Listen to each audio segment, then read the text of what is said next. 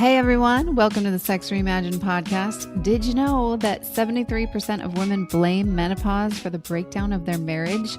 Nearly 3 out of 4 divorcing women say menopause played a central role in ending their relationship. And yet, nobody's really talking about this. Today, we're talking about it on our show, Sex Reimagined. I'm Dr. Willow Brown, and I'm here with the one and only Leah Piper. So tune in, turn on, and fall in love with us as we discuss perimenopause today, and stay until the very end because we're going to tell you about an amazing free gift, which is Qigong for perimenopause. Welcome to the Sex Reimagined Podcast, where sex is shame-free and pleasure-forward. Let's get into the show. I never knew this, that men live longer when they're married and women live longer when they are single. I know, it's amazing. And now we're looking at like divorce rates are, 70% of them are happening while women are going through peri or the middle of menopause. And it's because these hormones are declining in a woman's body. And even if she gets on HRT, I think the endogenous hormones and the hormone replacement therapy do act just a smidge differently in your body. But the capacity that a woman once had when she was younger, before perimenopause that sets in, is diminished. Like she's no longer okay with the things that she used to be okay with. There's a lot of enduring that goes on during a marriage, as any married person will tell you, and the ability to endure diminishes due to hormones. Right. I was going to say, my understanding is the relationship between progesterone and estrogen. When you are fertile, you are a little more accommodating, right? You have this vessel that may be carrying life. And so it is a natural instinct to be more accommodating. And then you start to go through menopause and perimenopause, and those levels drop. And all sorts of things happen. One, you're not as accommodating. Your sex drive isn't what it used to be. Sex is often painful. We'll go deeper into those symptoms. But what an interesting correlation to the fact that women initiate divorce more than men. I think that's throughout, but I think it gets even higher during menopause, statistically. Yeah, it definitely does. I mean, this is, there's studies done in the UK, there's studies done in America, and we're just really seeing, mostly they are initiated by women between the ages of like 45 to 55, which is that exact window of huge life transformation, because everything that once was is no longer. And you have to be able to be really tuned into yourself during this transitional phase. When we're in our fertility years, meaning we're still having a menstrual cycle, that half of the month we've got estrogen dominance, right? That first bit of from your cycle to the time that you ovulate, estrogen is the higher hormone, and estrogen is the hormone that makes you want to go out and connect and talk to people and get creative projects done, and you have more energy. It's more of a yang hormone if you want to look at it through the lens of Chinese medicine. So, that hormone helps you to sort of project your energy out. And then after ovulation, you go into your luteal phase, and that is when your progesterone is higher, and that's the hormone that makes you want to turn inward, be more calm, cool, collective, a little more reclusive, do some more journaling, drinking tea, that kind of thing. So half the month we're putting our sexies on and going out to see the people. And then the other half of the month we're putting our jammies on and we're hanging out inside the house. And so that is one of the reasons I think it's so crucial for women to really understand the ebb and flow of their hormones, because it absolutely 100% relates to the ebb and flow of their sexual drive, their emotional capacity, what kind of sex they want to have. There's going to be like, let's get it on fast and furious. Let's have a quickie at one point in the cycle. And the other point in the cycle is going to be like, I need a lot of foreplay. Like I need about an hour of foreplay before I'm going to be ready to open.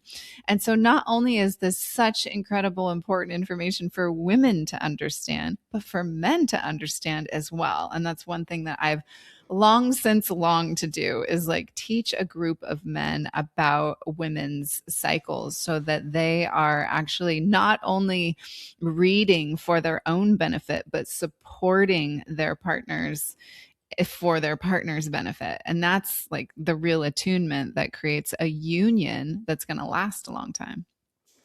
Yeah, I think when you consider all the generations where this has just been kept silence for generations, menopause was like a change that nobody talked about, and women just suffered quietly. Their marriages have crumbled, the legal system, the medical system, and their own partners had no idea what was actually happening.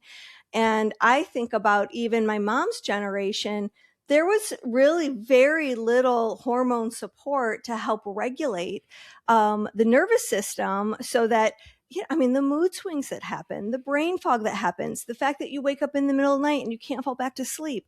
There's so many symptoms that dysregulate you. And then you've got the sex situation where I can't tell you how many stories of women that I've been in contact with who just don't want to have sex anymore. They believe it is done and over. They could care less. And there's, I think, two things happening there. Not only like the thing like lubrication changes and the tissue changes, desire and libido changes, but there's that inward focus where there's an attitude that arises with the drop of these hormones that goes, you know what?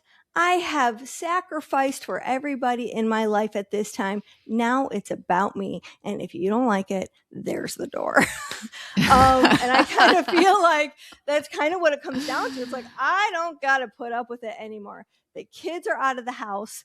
And sometimes that can contribute to what's going on, the sadness of being empty nesters, the depression that can arise from that.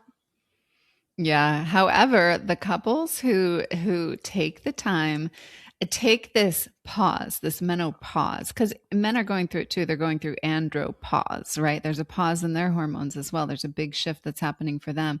So it's an opportunity actually to totally reset the relationship. And it's about kind of like letting, moving through and letting go, releasing all the old grievances, forgiving both self and other, forgiving the structure and the ideology of what a marriage should be, right? Which we could point to patriarchy, but we're not going to go down that rabbit hole. But basically like learning how to come into presence and discover yourself and your partner in a way that like you're looking at it with brand new eyes. We call it like the curious mind or beginner mindset. So I have actually several couples in my practice right now who are in that phase, and they're like, oh my God, we were about to get divorced. And then we went down the tantric rabbit hole and we started to learn more about how to be present, how to bring vulnerability forward, how to be in truth with where we're actually at. And they are like, I feel like I'm in a completely different relationship. I'm really glad you brought it to that, because that's been my experience too in my private practice, is that Tantra gives people tools to restructure how they play with intimacy, where they're now meeting each other at a whole new level. And so sexual intimacy ends up being something that it's not just filled with more consciousness, but it's like we're meeting each other for the first time. And that's really important, is to be flexible and adaptable enough that you can go through different stages in your relationship where you allow change in your partner's thoughts, feelings, belief systems, how they feel about their body, what their body's actually going through, whether that's your partner who's struggling with maintaining erections, or your, lover is just feeling the decline of their sexual expression that is different. They don't recognize it now because it needs to take a new shape and a new form. And I love this opportunity because you get to really reinvent, what does sex mean to you now? And I think it's a precious opportunity to start looking outside the box versus going, okay, this is the way I've done sex my whole life. It's penetrative. We do this, this, and this, and then it's done. You get to go, wow, sex is actually, full body massages and, remembering how to make out again and bringing a sacred tone to the environment. Absolutely. I mean, tantric practices can absolutely save marriages, and they can also point to the reality that this marriage is done. It's time to move on. Mhm. This whole thing about divorce is happening right during this transitional pivotal point in a woman's body, in her journey as a woman. I think, it also begs the question of like, well, was the marriage really solid to begin with, Right. or did you just get into that because it was the expectation of your family, your society, and you wanted to have a baby and a sense of security, so it really highlights, I feel like it's not just a hormonal thing, right? It's the connection, it's the relationship. What are the protective patterns you guys have been running? How are you being in a ping pong match of just being in your pattern versus like coming back to essence, coming back to your true self and meeting each other face to face and nose to nose and like really being in love. I mean, because I think there's this thing about, falling in love with somebody where it's when you fall in love, quote unquote, you often are falling away from a part of yourself, like a core part of yourself, because you get so oriented to the other and how they make you feel and what they do for you and who they are in your life. And so it's this time where we get to come home to like, what is my true authentic core self wanting out of this situation right now? And can I show up in that rather than in my layers of protection? Now, we're just going to take a pause right now in this episode to remind you, if you're enjoying it so far, please hit the subscribe button and follow us. Yeah, because I think it's a mistake for us to take a look at menopause and then blame it for divorce, as if menopause is something to be ashamed of. So now it's the woman's fault because she's having her, it's like, it goes back to like, oh, she's on the rag. Oh, she's on. Right. Exactly. Okay. Now Yeah. it's menopause. It's like, it gives a scapegoat. And I don't think that's fair. I had a teacher who once said, menopause is just a pause. And andropause is a pause. It is a precious initiation in life that allows you, if you take it, the invitation, to press pause and to consider and reflect. Look at my life so far. Look at the things that I've accomplished. Look at the things that I've loved. Look at the things that have brought me pain and grief. Look at the things that I have to look forward to. Who am I now compared to who I was as a younger person? And all the stages of maturity, the inflection points that shape your character and what matters to you. And I think in so doing, you have an opportunity to gain clarity about what you want these last chapters of your life to look like, to feel like, to be expressed by. And so therefore, I think there's almost a spiritual opportunity to take a bigger picture of who you are now. And I think by doing so, you get clarity. I think clarity is one of the most important words that if we are in inquiry, menopause can give us. Yeah. I mean, everything that you're speaking to in my Chinese medicine brain is going, oh yeah. So this is where I want to bring in, like, one of the things I've been teaching women is to look at their fertility cycle, the 4 weeks of the month. So as those 4 phases of their monthly cycle as seasons, right? So when they're on their period, they're in a winter season. So period and pause, right? These are both winter seasons. These are times of recalibration. Who am I? Who do I want to be now? Like what is my truth? What is my essence? And this is actually in the cycle of the seasons, it's probably one of the most undervalued seasons, right? Everyone's like, oh, winter. When is this cold going to be done? Winter. When is this snow going to be done? Like, fuck, winter's lasting forever, Yeah. And then in seasons in our life too. I mean, I just went through a 1.5 year long winter of just like, okay, I'd cleared all kinds of shit. And now, including like, loves of my life, full on communities, places that I lived, like clearing huge things, huge clearing, took a long time. And then I sat in the stillness of now what for a year and a half. And it was super uncomfortable. It's the reason that it's such an uncomfortable place and pause in life is because it's not valued. What we do value in our society and this young dominant society is we value productivity. What did you get done? What's your status? What do you have? Who are you in the world? And so, but this pause, it's actually the most valuable part of the seasonal flow of the monthly cycle and of life. And so when we actually take the time to go in and hibernate and like regenerate, we're rebuilding not only a spiritual reconnection to spirit, but also we're rebuilding our adrenal glands. And, in perimenopause, one of the things that happens is your ovaries, which have done a lot of the producing of your sex hormones, your estrogen and progesterone, they are taking their final bow. They're exiting the front of the stage. They're moving to the back of the stage. And the adrenals and the gut, the adrenals are the ones who primarily kind of step up to that front of the stage, though they don't take quite the same role that the ovaries took, but they are the ones. And so if somebody is heading into perimenopause with adrenal burnout, adrenal fatigue, already just riddled with anxiety, living at a sympathetic dominant state, which means living in fight or flight all the time, then they are heading into this pause, this winter phase of life with not a lot of energy to even really be in the winter. So when a woman's in her fertility years, still having a menstrual cycle, she has her winter time when she bleeds. That's her pause every month.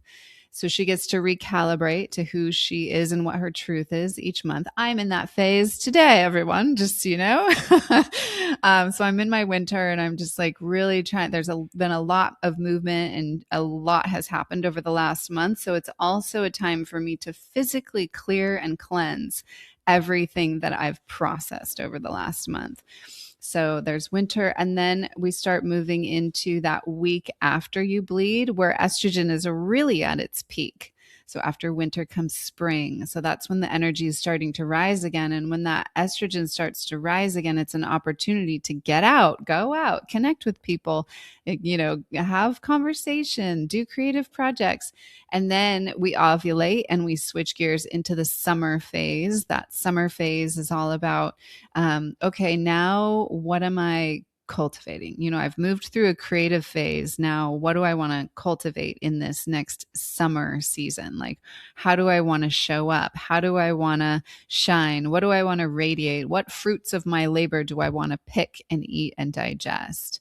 And then we move to that week right before the period. So that is the fall phase. And this is actually the week that women are being blamed, or she's like, oh, her period's coming. She's on the rag. She's cranky. She's got PMS. Her mood is all over the place. And that's because in the fall phase, most women don't actually clear that week of the month, which when we look at the bigger picture of menopause, we can see like, okay, they've been enduring, they've been in this marriage, they've been in this relationship, they've been handling, but they haven't cleared. They haven't cleared in a long fucking time.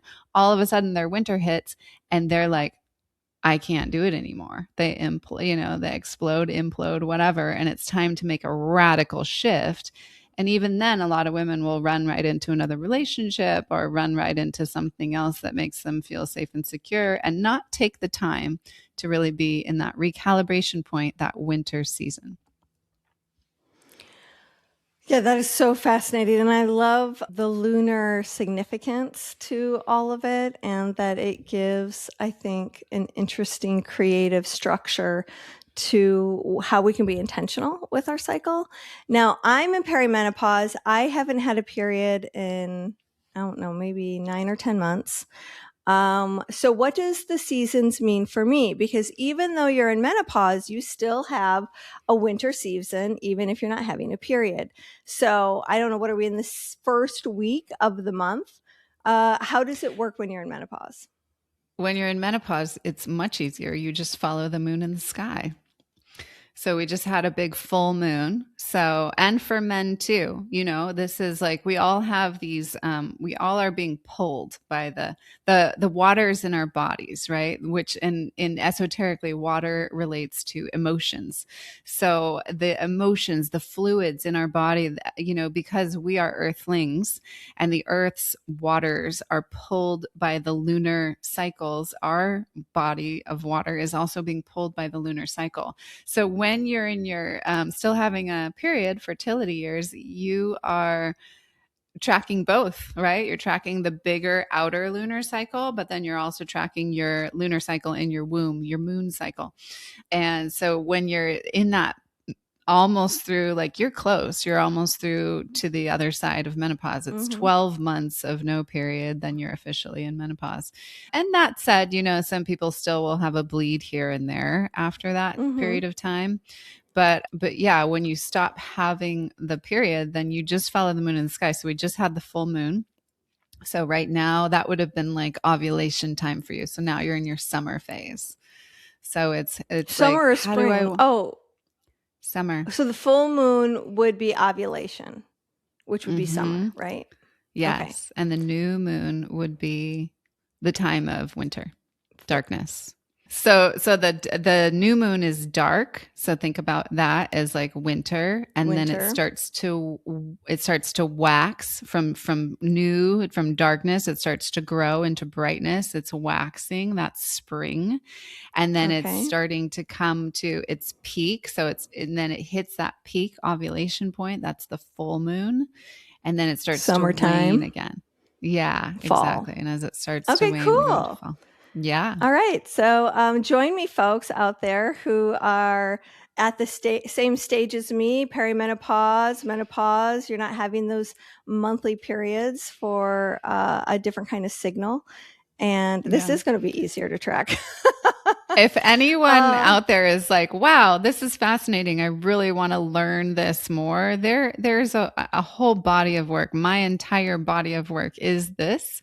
So I've got an entire program just laid out for specific Qigong moves that you can do for each one of your phases, whether you're following the moon in the sky or the moon in your womb.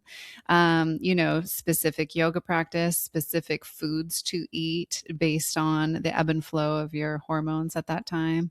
And it's really, a delicious way to live your life, because then you're living in the way. This is the Taoist piece of it, is like you're living in flow with the natural ebb and flow of what's happening in your body and in the world around you. If people want to learn more about living sexology, that being the primary program, yes? Yeah. That you're referring to? How can they living get in touch? sexology. Yeah, I would say go to my website, drwillowbrown.com, and actually just book a free call with me so that we can talk about where you're at and get a little bit more clear, because it's a more robust program. It takes 3 months to go through. And yeah, I want to just make sure that it's a good match for you and that you're on board and excited about it. And that said, I got a little free gift for all of you who maybe you're like, well, that sounds intriguing. What is Qigong anyway? And how would that make me feel better? So we got a little free gift for you. It's Qigong for perimenopause. And it is a piece of that program. So it's just a little piece taken out of the full 3-month program that you can start to experience in your bodies and in your tissues. Like, if all these women who are reaching for divorce actually reached for Qigong during perimenopause, I wonder how many less divorces would happen, because again, there's no room in their system, and Qigong really creates more room in your system to be with what is. I love that. I want to share that URL with you. It's a little long, so we'll also have it in the show notes, but it's drwillowbrowncoaching.mykajabi. Kajabi is spelled KAJABI.com/Qigong, which is spelled QIGONG. And hook yourself up, baby. It is free. One of the things I want to segue into is what are some of the evidence-based solutions? Because most of us would just soon not go through an expensive divorce. Thank you very much. We've dedicated years, maybe decades to this partner. We've got family and finances and everything is interwoven. And there's a lot of pain and stress, frustration, anger that goes into divorce. It doesn't just hurt the two people who are divorcing. It affects the extended family. Friends have to pick a side. There's all sorts of casualties when it comes to breakups. And I do believe that it's worth looking at some interventions, both medically and spiritually and tantrically, to see what can shift and change so that you are even better than before. One research paper said that studies show that couples who do hormone replace therapy together, both of you, can reduce divorce rates by up to 50%. That's amazing. That's huge. That's huge. Yeah. So, I mean, hormones are a huge part of it. Like that evidence right there points to hormones are a huge part of it. There are so many layers to it. But yes, because hormones are little messengers that run up and down your bloodstream, right? And they tell different parts of your body, different glands in your body to function in different ways.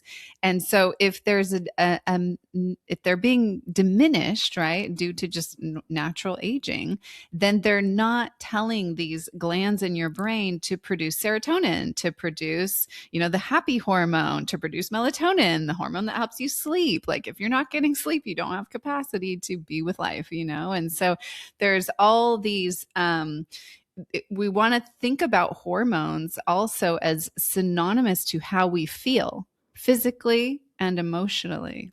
Mm-hmm.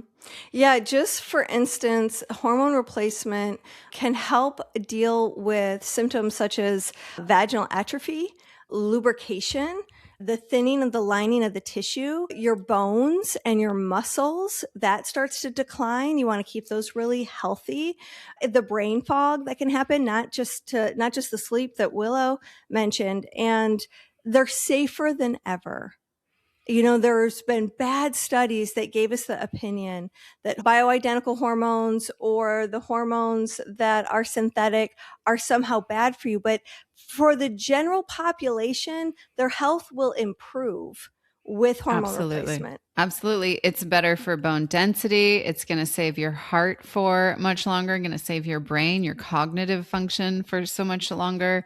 There's a book called Estrogen Matters. If you're somebody who likes to kind of study and be in the know about this stuff, the book Estrogen Matters, I would recommend a lot because it's a compilation of all these different studies and really demystifies the original studies that were really pointing negatively toward hormone replacement therapy. Now, I am a huge proponent of using bioidentical hormones because they're also going to be closer to your biological function.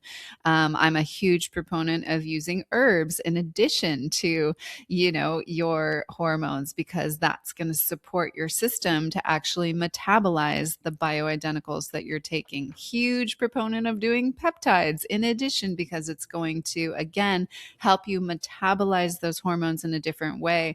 And we did a great interview with Dr. Rosensweet, right? Is that right? Yeah, we'll link that. Dr. Yeah, he gave David great information. And Dr. Liz also. Yes. So that particular interview totally turned my whole mind around. It was fantastic. And, and he talked a lot about, starting the bioidenticals earlier than actually until, not waiting until you're in the throes of it. And you're like, I've already got, 15 extra pounds around my belly. I can't think at all. Like, what was I just doing? Why did I come in this room?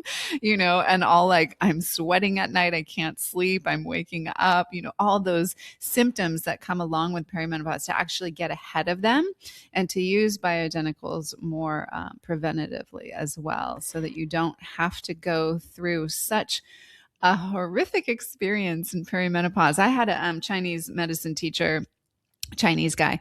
And he used to be like, man, my grandma and my mother, old school China, like they were living on the land in China.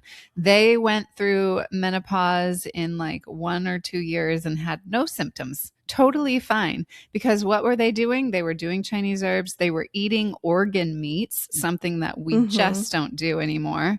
And their microbiome was amazing because they were living on the land and they were eating from the land. And they weren't using, disinfectants every other time they wiped down the counters. And so all of these things really take down our systems over time. So this is why we're in a point in time where peptides and bioidenticals are actually such a huge blessing, because we're already living in such a deficient environment, especially when it comes to like the most important part of what it is to be a human, which is our microbiome. And nobody even really thinks about that, but it's who we are. We are just a series of bacteria, just a big conglomeration of that.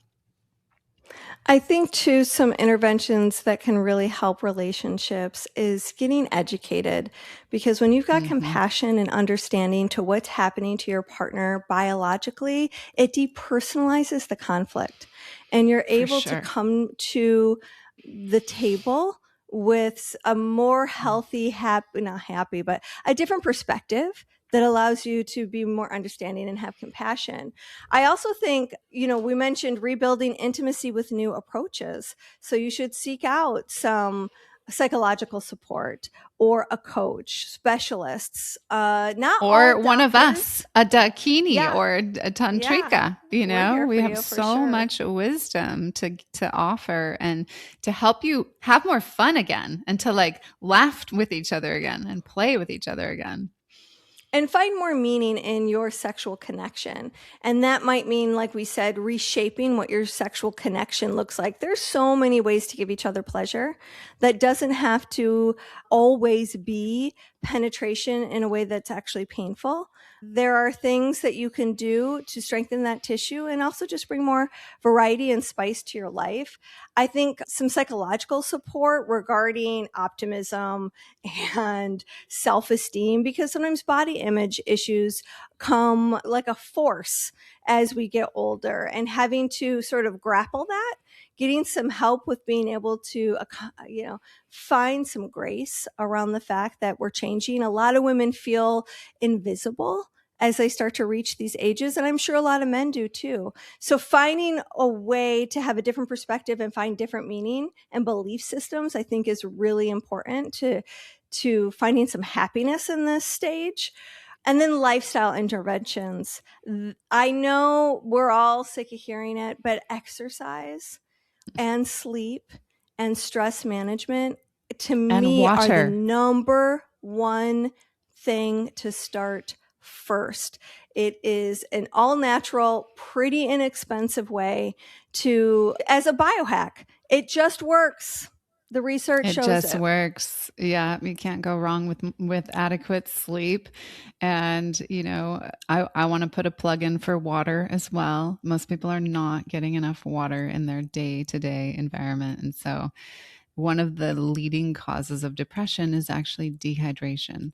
And so, simply drinking enough water could be a game changer for your sleep, for your ability to think more clearly, and for your ability to show up to your life with more of yourself. And then here's the other thing as we start to close for today, and that is not all these doctors are up to date with the latest interventions that your body might respond to the best. I can't tell you how many regular family doctors don't have the answers. They put you off.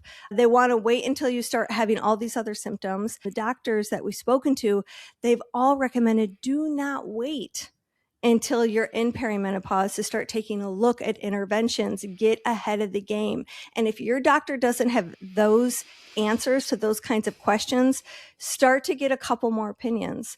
I've had to switch doctors 3 times to get the type of medical support that felt right, especially with all the research that I had been looking at. 100%. And you're always welcome to book a free consult with me anytime, and I can support you with many, many things along the journey. So I think in short, women's bodies and women's pleasure and women's transitions have been dismissed, minimized, and silenced for decades and decades and decades and decades. And we want to be a new voice as we reimagine, especially what pleasure can be for women. So please share this episode, especially with anyone you know who's in midlife. And with that, if you have enjoyed this episode, please comment. Yes, subscribe. We are here to and grow. And share.